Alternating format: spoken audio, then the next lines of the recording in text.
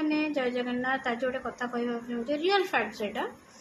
आग कालर शाशु मैंने बहु मानकर बहुत अत्याचार करते जोटा कि बहुत बहुत किसी कहते बट ए आजिकल तो कम हो गला किंतु बड़ बो मान मोस्टली अत्याचार हुए कारण बड़ बो जो आसती से सब घर माने जिम्मेदारी नियंती ना से टे अधिक प्रेसर पड़े तापर जो सान बो आसे तो शाशु मैंने मुझे देखी शाशु मैंने सान बो को बहुत भल पाती एतेटा अत्याचार दियंतिनी तो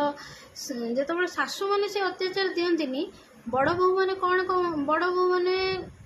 भावती कि सी अत्याचार दौना कि आमको आगुरी कहते ये सब